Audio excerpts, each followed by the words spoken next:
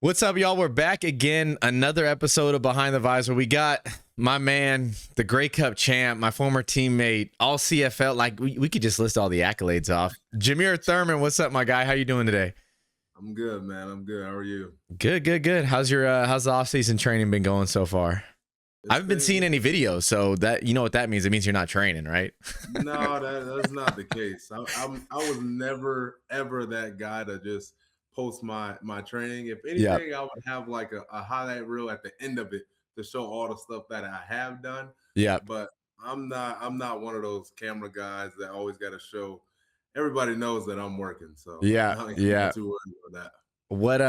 What usually goes in, like, what does an off season look like for you, and has it changed since you first, got into the league? Yes, it definitely has changed.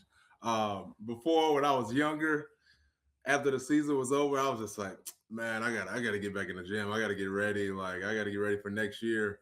And so like I would start back in December previously. Mm-hmm. Now I take all December, like after the season, all December, I take all that off. If I'm doing anything, it's probably just mobility stuff.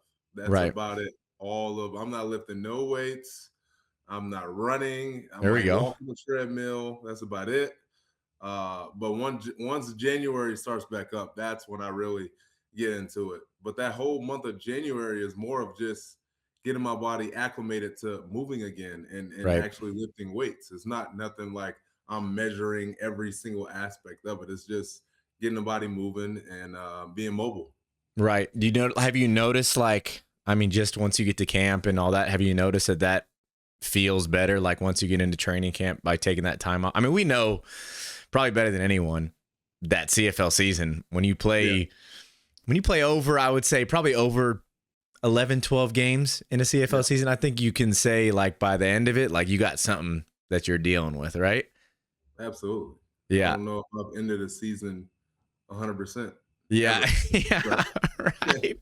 It's crazy, man. Like, when you really, like, boil it down, it's like, yeah, like, it's great we get paid to play pro football, and we're living out our dream doing what, less than 1% of the population is doing. But when you get down to, like, those, I mean, even for me, like, I played like 10 games last year with just in pain, like, but, like, obviously you do it for the love of the game, you do it for the fan base, your teammates, that type of thing. But yeah, I don't know very many people that were on my team. Like, I could go down the list of guys that, were dealing with something, by that 9th or 10th game of the season. And then, yeah, like you said, by the time you finish, it's like, okay, you need that break, right?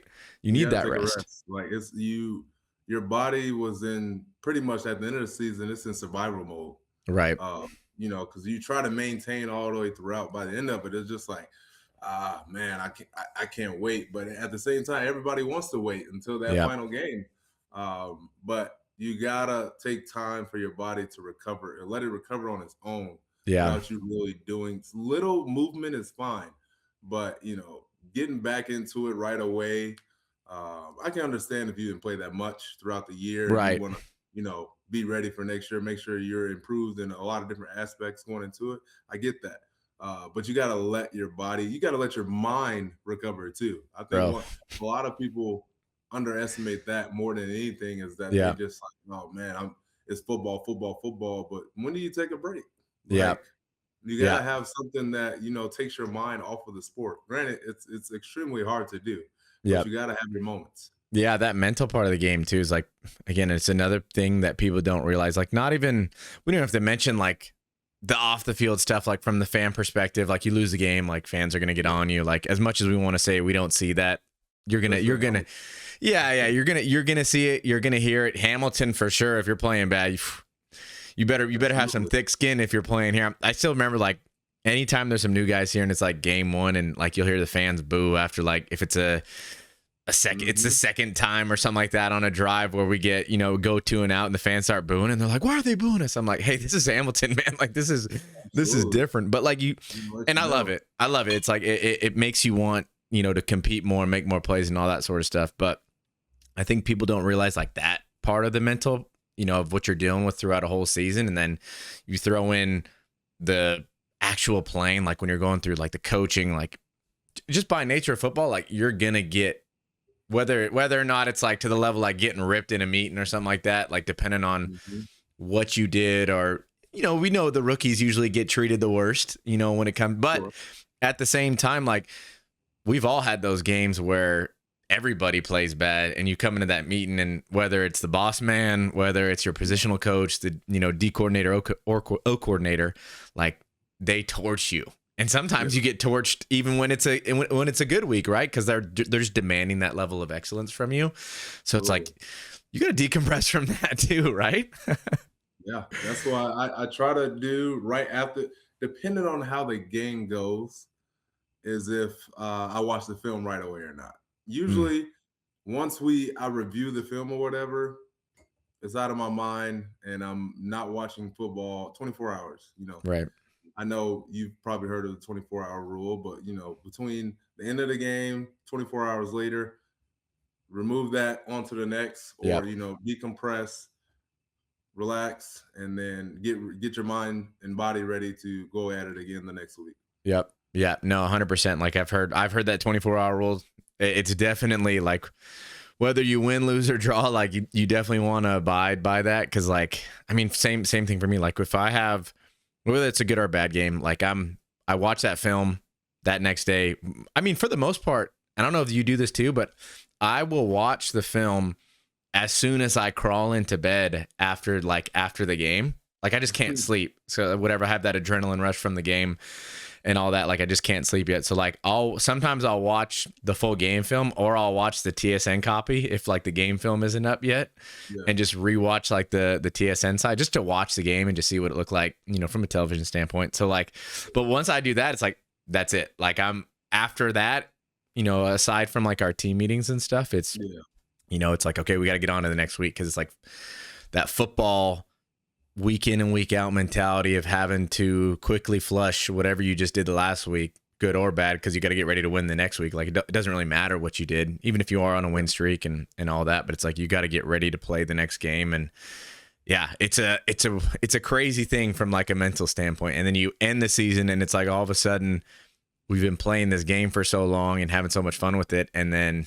like you don't even have it. It's the weirdest thing, like once a season ends. And in your case, it ended on the highest note of highest notes that you could ever end on, like winning the Grey Cup, man. What was that like for you? Obviously you've done it before, but what made this one different than any other one you've had? I think that made this one different was like I was in a leadership role on the team. The first one I won, it was a lot of great players, a lot of great vets that I had where I could just do my job, and I didn't have to worry about really the outside noise or anything like that, because they wasn't looking at me for that. They were looking at me to really just go in there and do my job, and then they'll take care of the rest of the stuff. So this most recent one, it meant a lot because as far as the defensive meetings that we had each week, I had to speak up. I had to my voice had to be heard. Even in our regular linebacker meetings, team meetings, guys were looking at me. So, to see all that pan out after the year we had, and the other guys on the team that, especially, the Saskatchewan guys who were there and winning it for that province. They put on a show afterwards. I will say that. But those guys growing up there, being Rider fans all their life and then winning as well, I seen that their emotions after that, that definitely moved me a little bit. And then some of the veteran guys on our team, they've wanted all that before, but like some of them, out the door, probably done playing. Others still kicking the tires as well, still going strong. But it was just a accumulation of all those different things wrapped up into that goal at the end of the season, and then it was just a great time. Yeah, what was the game like for you? I mean, obviously being in Winnipeg, no, I wouldn't say. I mean, because I was there too. I wouldn't say it was like a pro Rider fan game. Like there was definitely Rider fans there. I think it was pretty even. You could definitely feel. We'll say it leaned a little bit more towards Riderville, but what did the game feel like? What was your preparation going into that week, and just taking it all in and then actually executing the game, and then all the way up until that final last toss of the game, and then you realize like you're a champion. I think you probably underestimated the fans a little bit, because when we came out, there was a lot of booing going on from all the Winnipeg fans that got their tickets early on and all that. Yeah. So we heard that, and we was like, oh yeah, we're in Winnipeg. We're used to that by now. So, you know, we go there twice a year sometimes anyway. So yeah, it doesn't faze us much. But I think that week it was, I think my main focus was, I was trying to tell guys, like, granted, it was a long time since I've been in the Grey Cup game, Grey Cup week and all that. But I was just reminding guys, like, enjoy the moment. Enjoy every aspect. Take pictures. Like, coming from me, like, they talk about take pictures, take video. Like, you don't even do that. I'm like, yeah, I know. I'm trying to be better at that. But take it all in. Enjoy the family. Enjoy the fans. Enjoy the media that you get from this week. Because you never know when you're going to be in this game again. And also, it's kind of a celebration of everything that we've done from the season, you know, is all coming together for this game. We all talk about it from the first day of training camp, like be Grey Cup champions. Now we were there. So now enjoy this week. Understand that we still have a job to do, and we are here to do that job. And don't add any extra pressure to yourself. You know, we played this team before. We played in the stadium before. It's another game. Yes, the stakes are higher and all that stuff, but it's another game. We've seen these guys. They've seen us. We play on this field multiple times. There's nothing to worry about. There's nothing to be stressed about. Only thing to go out there and do is go play the game. Right. Did you feel like that game? I mean, obviously, you know, you're playing in Riderville most weeks, and played some games there. It is definitely one of the louder venues across the CFL. Did you feel like that kind of prepped you for this game? Like, did you feel like it was as loud just because of the, I guess, the level of the game? Like, yeah, it's might not be the same amount of fans, but it's still the Grey Cup. It's still, you know, the biggest thing. Like, I always tell people this story of when I, you know, my rookie year when we played in the Grey Cup in Hamilton. Mind you, it's only 26,000 fans, sellout game, pro Hamilton crowd. It's not really a bold stadium, so like you would think it wouldn't be as loud, right? Because like that echo isn't reverberating off anything, but that still to me is like one of the loudest games I feel like I've ever played in across the CFL, like playing in Saskatchewan, playing in Winnipeg, you know, even obviously playing in Hamilton on, you know, Labor Day. But like for whatever reason, I don't know if it was just because of the level of that game, but I remember like our, I mean, you were here with Cariel Brooks, right? That he had just left.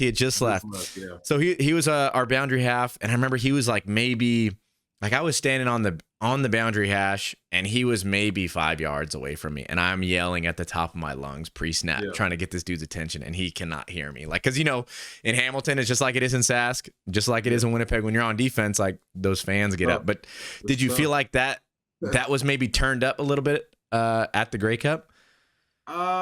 In a way, yes. It wasn't as loud as it was in Saskatchewan, because you know, our fans are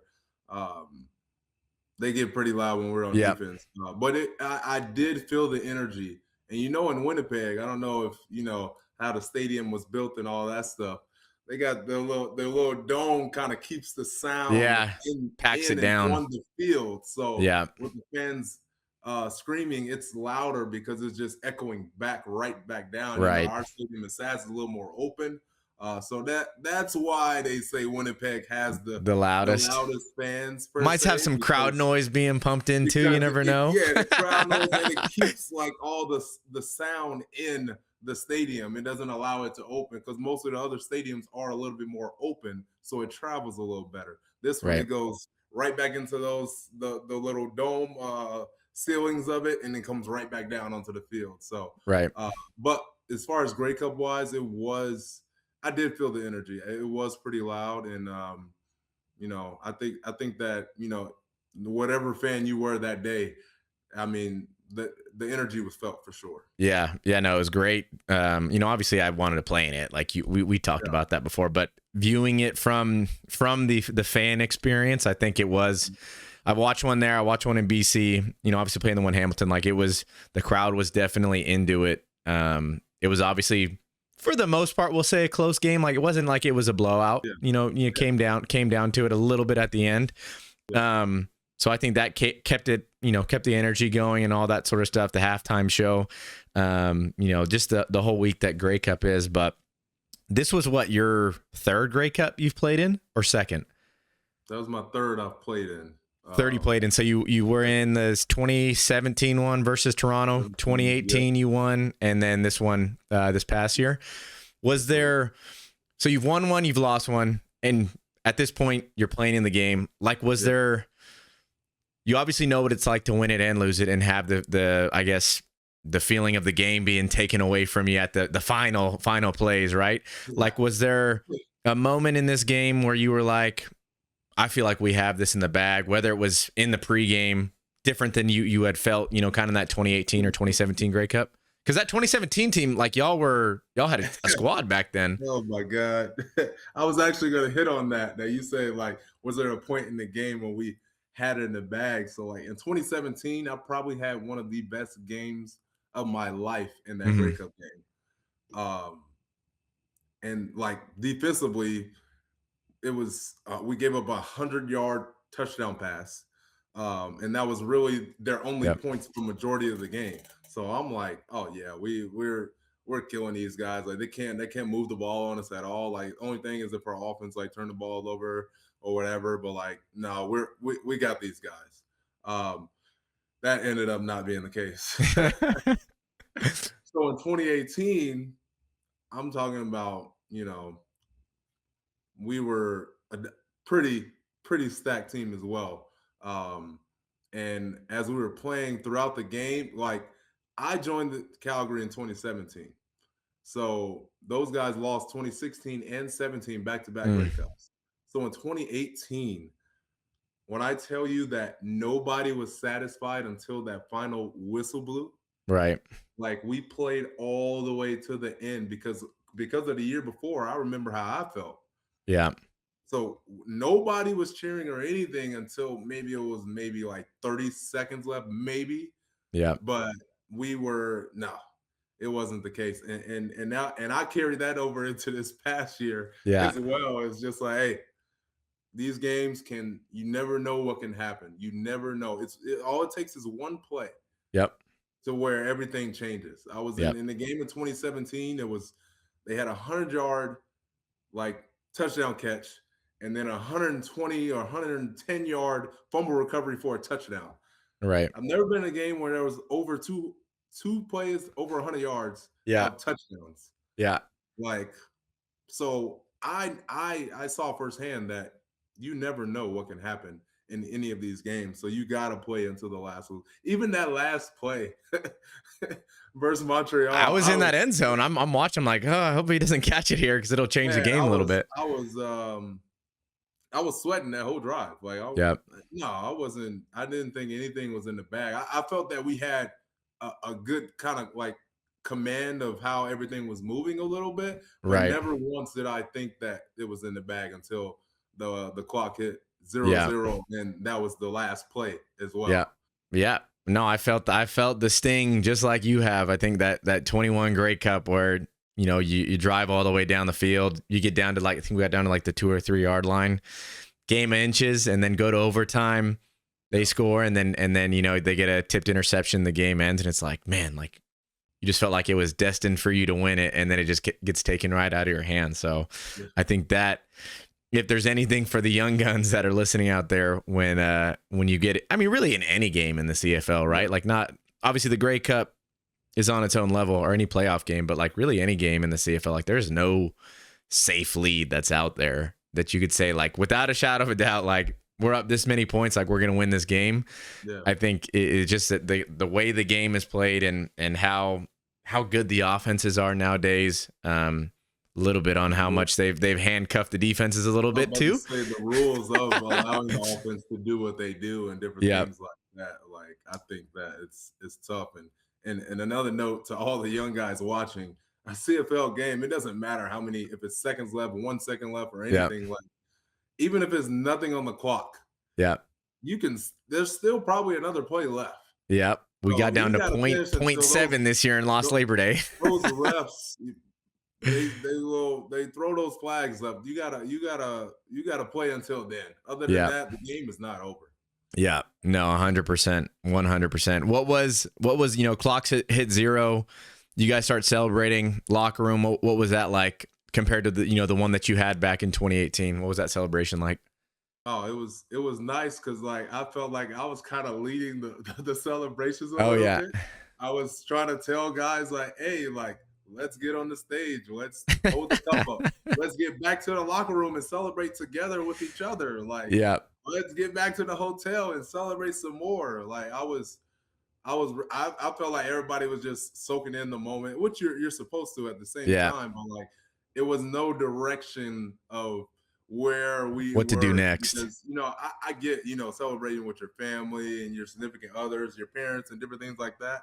But I felt like I was trying to run around and find everyone Yeah. as well too. So it was a lot. I'm not gonna lie. Like I don't know if I lost my helmet or they brought it Really? back in. I'm not 100% sure. I didn't really care either at that time anyway. Yeah. Just probably ship a new one next year Yeah. and be good. So but no, I once I celebrated with my guys, I found my mom and my girlfriend and just embraced them because it was I mean they hear from me all the time about how the season is going and the things that I have to deal with and stuff. So I just want to appreciate them and show that I love them during that time. Yeah. But then I tried to celebrate with as many teammates as possible Yeah. of saying something to everyone. I know a lot of people they're not like that as far as celebrating with your teammates, like every single teammate, like even the kickers, punters,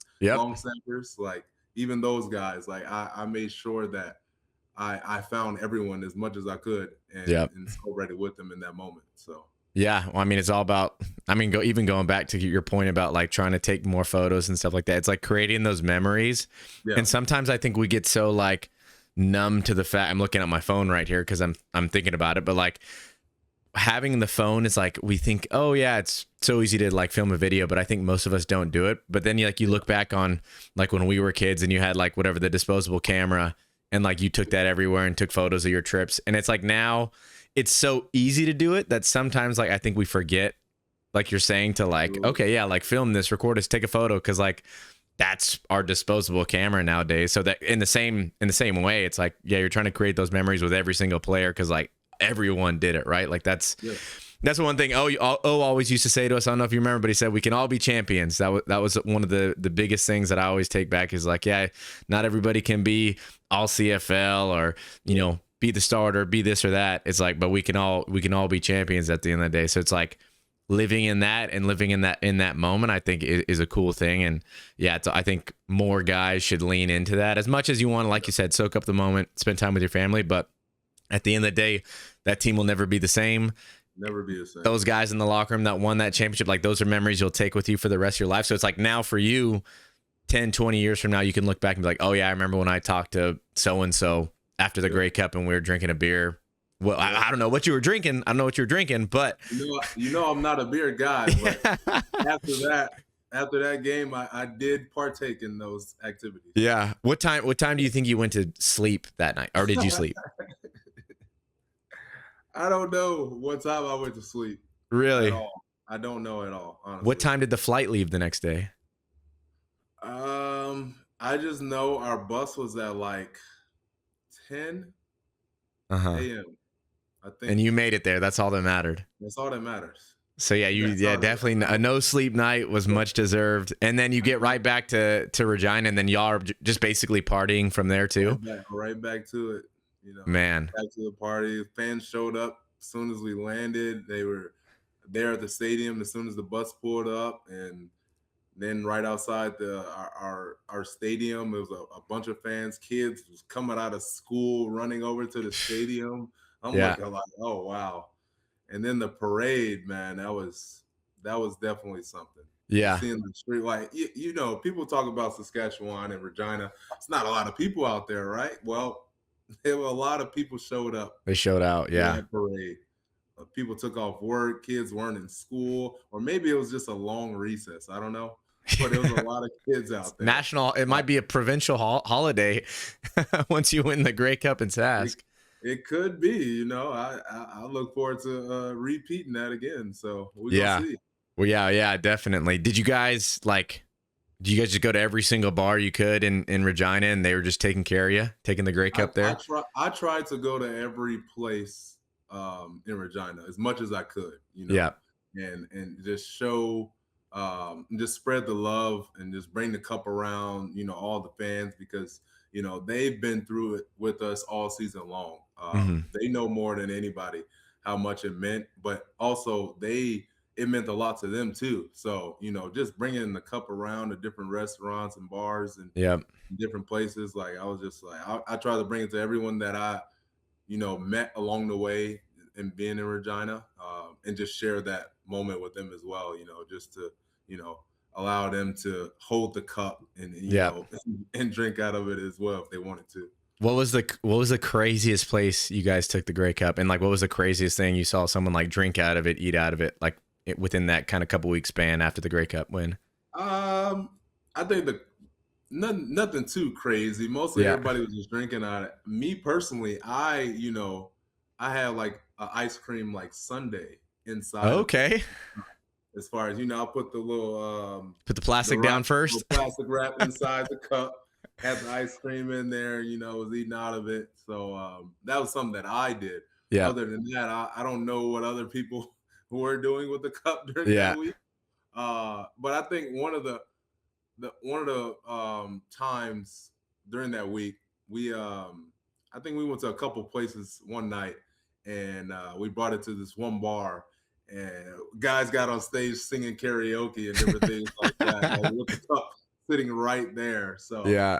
And then I think that was one of the most fun nights during that week. Well, I mean, it was a lot of fun nights, but that was a very memorable, because there's some people that don't really go out like that during the season, and right, just seeing guys that you usually aren't out come out and have fun. It was a great time. Yeah, that's sick, man. That's awesome. I'm looking forward to hopefully. I mean, we talked about it last year. We missed you by a game. Yeah. Maybe it's a Sask Hamilton Grey Cup in Calgary, and we can see what happens from there, man. I think that would be a fun one to play in. But I kind of going back to what you were saying about obviously how your career has changed from the offseason standpoint. Like, what do you think has been the biggest like evolution in your game since you got into the league? Like, is it the offseason training, or like from an in-season standpoint? Like, are there things that you do now that you feel like, oh, I wish I would have done these when I first got in the league, and just, whether it was put your pride aside or put away the rookie side of it? Like, what do you think that is for you? I think it's a combination of everything. I think the main thing in season is my film study. It's gotten better. Just having conversations with people from the offensive side of the ball, and the coaches, of what are they thinking? Because when I was younger, I'm just like, all right, this is what it is. I'm going to do what they say, and do my job, and that's it. I wasn't really asking too many questions, but now it's more like, quarterbacks talk about playing chess all the time. Like, right now I'm playing chess a little bit on defense, of where I'm not allowing the offense to dictate what I do. And then that starts through film study, of the seeing things that I probably can take advantage of, and then trying to practice that throughout the week, and then having it translate into the game. I think that's one of the main things in season. As far as the off season, I try to find something each off season to focus on, as far as what I want to improve on in my game, while also making sure my strength, speed, and everything is maintained all throughout the off season. Right. So I think that it's a combination of, and I mean, more so taking care of my body as well. I think that's one of the biggest things that I've done, as far as like my mobility, that, and then recovery is huge for me. I do so many things now than I did not do before, that it's just like a night and day difference, and my body feels great, especially like last year, I felt like the best I've felt in a long time going into training camp. Right. And that same, structure of all season that I had, I try to you know, keep that and then add to it to where, I can take that next step. Right. Right. What do you think is the hardest thing that a CFL linebacker has to deal with? Like in a game perspective, like in a game, like what do you think is your hardest job that you have to do? The hardest job is probably not um, thinking about how much you're going to get held by the offensive lineman in the CFL, because you know it's going to happen, and you know the refs are not going to call it. Oh yeah. So They it's say just it. about. They say they're not going to call it. I literally ask the question when the refs come to each team before the season start, and I try to pull up clips like, "Hey, what do you think about this play? Yeah. What do you think about what?" And then especially the rough and the passer things as well. I'm like, what else could he have done here to avoid this? Yeah. And they have no answer, or they say they're not calling it. So knowing that you're playing in a league to where a lot of defensive players' safeties aren't taken into account, Yeah. I think that's one of the hardest things of just trying to ignore it, as far as like, I can't think about that because that's Yeah. gonna take me away from the plays that when they come my way that Yeah. I need to make. Yeah. Uh, because these guys and then the offensive linemen know They that know. they literally are not going to get called for it, and Yeah. they enjoy it. They laugh about it throughout the games, Yeah. and it's like, if I snap one time, Yeah. it's over for Then you're me. done. It's over for me. But getting out blocks is one of the hardest things as far as in the CFL, because it don't matter how violent you are or anything, like they can still find a way Right. to stop you from making a play. Yep. I think that's one of the hardest things. The space of the field, being in the league for a while now, I've gotten used to it. Mm-hmm. When I first came in, playing will linebacker, it was a challenge. Yeah. Getting used to that field and all that stuff right there. I mean, the hashes did change it to where at will now you really got to cover. Yeah. But I think that the space of the field is for people coming up. It is a challenge to start off. The speed of the game is a little different, but Mm-hmm. I think that aspect of it I'm pretty good at now. But yeah, definitely the trenches is Yeah. probably one of the hardest parts. Short yardage plays is, you know, it's pretty tough. Shout out to Yeah. the D linemen that got to go low. Root hog. Shout out to those guys. I'm usually on the outside to where I might have to go against one tackle, Yeah. a 300-pounder that's falling on me or anything like that. I Yeah. appreciate those guys. They help me out a lot. Shout out to all my D tackles, D ends that have helped me stay up and healthy throughout my career. Yeah. Yeah. No, it's definitely the D line is the most probably underappreciated group in the entire D line, O line. You could say on the offensive side of ball, the O line, but yeah, D line definitely underappreciated, especially in the secondary, man. We love when the D line get those pressures. Not when they get the sacks, but when they get that pressure throw, so we can, make a pick. That's a big deal. But I think for the true young guns out there, like dudes that are in high school, maybe a little bit of the college kids, youth football kids, you were talking about kind of your film study. What do you think is, the tells that you try to look for, on film to help you play fast on game day? It's more so tendencies of Mm-hmm. what the offense. It depends on who you're playing as well, as far as like you know their tendencies, how their matchups, who they will want to get open. What are they trying to accomplish throughout the game? Because each week it's a different flavor, and you find that out. Sometimes teams set it up from the first quarter to the fourth, as Right. far as like the plays that they want to get. But usually teams have an identity of what they want to do. The Mm-hmm. hard part is the teams that don't have an identity and Yeah. they're out there just running around. Those are the hard ones. People think that it's not, but at the same time, you really just You don't know what they're gonna do. you're running to the ball. Yeah. That's at the end of the day, you're just running to the ball wherever it is and making a play. But I think that the tendencies is the main thing. Yeah. It's just a lot of film study of seeing things happen over and over again, and be like, as soon as the team lines up, I know exactly what the play is going to be. Right. Is there like one person I guess, I mean, for me, when I'm watching tape, like the first person I usually start with is the quarterback, like just to see, cadence and just the motion and all that sort of stuff. And then go through, is there a person like that for you that you like? Maybe it's the guard, maybe it's the entire O line, just to get your initial, feel for like the flow of where that play is more than likely going to end up, whether it's pass or run. Like, is there something like that that you kind of tie yourself down to start before you kind of get into the true tendencies? I I would say I watch the full game and just let it play Yep. first to kind of understand the flow of the team and how the game goes, how their play calling is, or different things like that, just to Right. see. And then after that, I break it down by, run game, O line, running Right. back, The go different around cut ups and there. stuff. Yeah. Yeah. And then I go to, quarterbacks, pass game, different things like that. So, Right. Right. because, Yeah. in the CFL, the run percentage is not the highest. Oh yeah. Well, and then when you're talking about the teams that like don't have like an identity, man, I've played like I've done literal. You're doing the 4-game breakdown.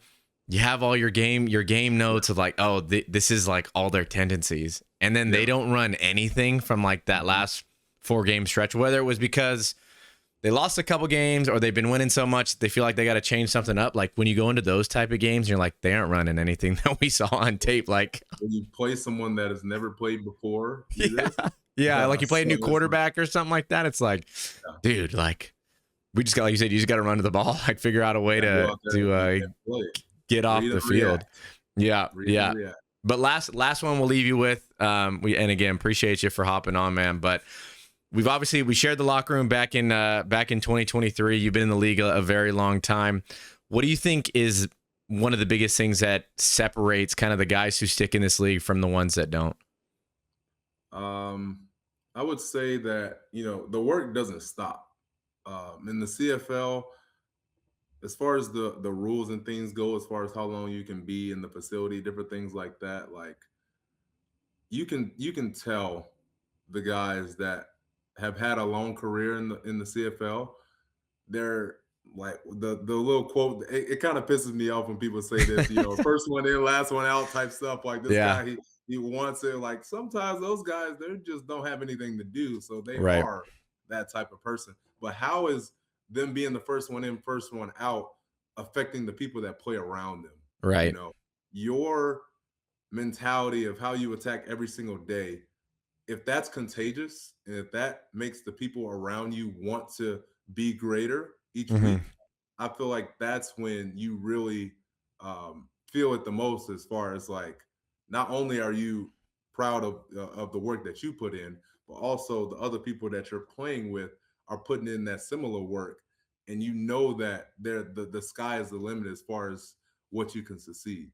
When you have a lot of people on the same page, and showing up to work every day and doing the little things good and great all the time, I think that's the part that separates, um, yourself from being good or great. Right. Is the great ones, they attract a certain amount of people to where, all right, yeah, this guy is doing this, like, yeah, let me hop on this and do that, and they see their game go to the next level. Then they want to share that knowledge or whatever they learned with the Right. next person. Like I said, when I first came into the league, like when I was just playing special teams, man, that's all I cared about. Yeah. I cared about, being ready in case my number was called on defense, Mhm. but I was going to be a special teams demon. Like, Yeah. I was going to do my job to where teams have the game plan for me on that. Right. And Right. then once I got to playing defense, I had a lot more conversation with others that have been there before and doing it for a very long time. And I learned of how they operate on a day-to-day basis. And I took that and I try to implement. Everybody has their own way of doing things. I tried to implement it into a plan for me to what I thought was the best way of taking the knowledge and translating to the field. So That was the way I think is Hmm. the key is, when you are doing the work Yep. and others are doing the work and they look at you and be like, all right, yeah, this is how he's gotten to this level. Right. I'm trying to get to that level. And it's not being like, having an ego or bragging or anything like that. But Right. I know I take pride in seeing my teammates be successful. Right. That's one of the main things for me when I see guys out there making plays, knowing the work they put in throughout the week and seeing it pay off. There's nothing more that I enjoy than seeing that. Yeah, I love when I go out there and have great games or make some good plays and all that. But seeing the other guys do that, it's just like I was with them while they were working on this. I've seen Right. the work be put in for this moment right here, and I think that's what separates the good to great, and helping me have the career that I've had so far. Yeah. And you're not the first person that I've heard that from. Like, I feel like, and I've heard that from a lot of veteran dudes that have played. It seems like all of them have played a long time that have told me that, Yeah. whether they're currently in the league, out of the league, but most of them have all played like 8+ years in the league, but they say the same thing. It's like, and that was kind of my question early on. Like, after you get through the first 2 or 3 years of your career, which is the average, right? Like, you should be Yeah. out technically after that. And it's kind of on you to take the next step and continue making plays and all that sort of stuff. So like, I think it was after my second year or maybe my third year, kind of when I got that full, starting season, but I can't remember who I asked, but they basically said like something along the same lines of that. We're like, okay, it's like, you're obviously a playmaker on the field. Like, you do your thing, you make your plays, you do your job, but like the next step of like the evolution of your game is like, okay, how can you bring more people along to do what you're doing, right? And everyone has their different, daily routines and stuff like that. But Mhm. that greatness standpoint of like, okay, I already know myself, and I know you have the same mindset. Like, I want to be the best, free safety out there, or let alone best defensive player out there, right? So it's like, if you can bring 5 more guys with you that are on the defensive side of the ball, and now you have one dude you go from one dude that has that thought process to now 6 total dudes that have that process, let alone all the way up to the full 12 guys on the defense, right? Yeah. Like, that part of it becomes contagious. And then I think literally like a year after that, someone told me the same thing. It's like, okay, like, I think that it was after my second year I heard that the first time. Then after my third year, it was like, all right, like, how many people can you bring along with you to do the things that you're doing, put in the work that you're putting in?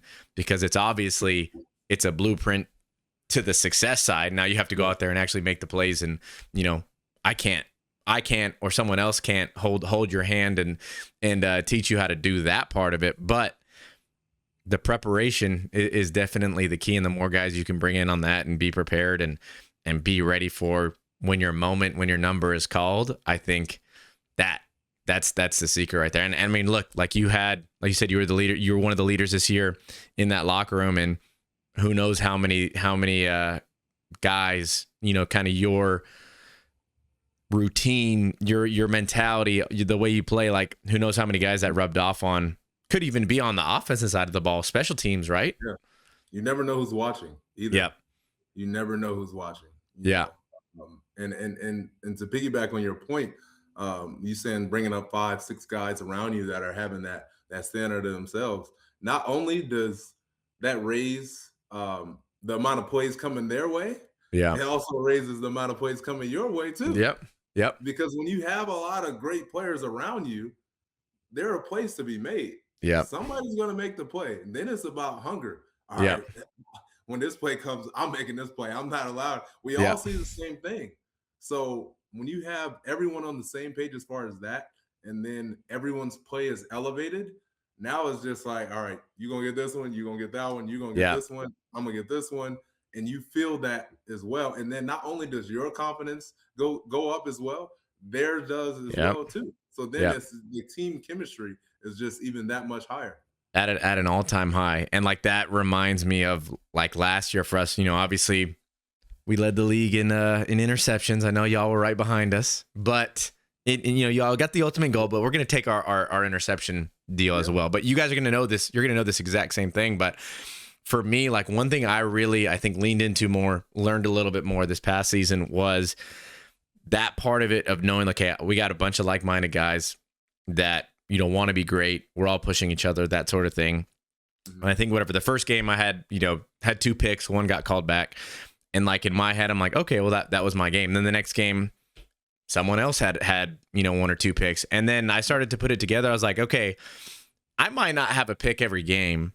And I can, maybe there's that opportunity, but like seeing the other dudes get their plays and kind of just how that cycled through the entire season of like, okay, it wasn't like every single person in the secondary had an interception every game or even every other game for that matter. It was just like, because everyone was always dialed in doing their jobs, it's like someone always made a play to the point where like, okay, maybe the 4th game was your game to make your play and then you make it. Then it sets up the next guy to make his play. And it was just cool to see kind of that really lead the way of just, okay, number 1, doing your job. And then number 2, just knowing like, okay, this just might not be your game to make that, big splash play or whatever, but it could be the dude playing next to you and then support him in that. And that's going to lead potentially to your next play or the next guy on the list. Right. So, yeah. Absolutely. I'm sure you guys had that experience, but again, man, I appreciate you. Last quick thought. It's a new season. You've dealt with coming off a Grey Cup win. How do you start the season? How do you instill, like, obviously it's a championship culture, but how do you continue to remind guys that, okay, this is a new season. Like, we got to be hungry, just as hungry, if not hungrier, if we want to win this championship this year. I think the main thing is, 2025 is 2025. This is a new year, clean slate. What you did last year, it doesn't matter. It doesn't matter anymore. You got to go attack each day like you haven't won anything. Yeah. Because you haven't. It's a new year. You haven't done anything. You got to go out there and work. Right. Simple as that. There's no, what we did this past year, like, okay, that's nice. Nobody cares about that anymore. Yeah. This is a new season. If anything, you got a target on your back. Yeah. Everyone wants to beat the champs. Everybody wants to beat the champs, Yeah. In my mind, we were the champs last year, but okay, this is a new season now. Now we got to go out there and show everybody that, this wasn't a fluke. We're going out there to win. And that's what I'm trying to do every single week. It doesn't matter who lines up in front of me, who we're playing against, what the weather conditions are. Doesn't matter. You got to go out there and put the work in. Yeah, I'll make sure when we play, to remind some of the guys on your team that, hey, it's okay to celebrate, man. Y'all are the champs. I'll put that in a few years to for you to combat a little bit. But man, appreciate you coming on. We'll definitely have to have you on again soon. Maybe after the season, we'll see. We'll chop it up and have a recap. Have a recap for sure, man. But appreciate you coming on. For those listening, make sure y'all hit the subscribe button. Check us out, YouTube, Spotify, Apple. Jameer Thurman, All-CFL, 2025 Grey Cup champ. There's a question mark behind 2026. Who's it going to be? We'll see what happens. See y'all on the next one.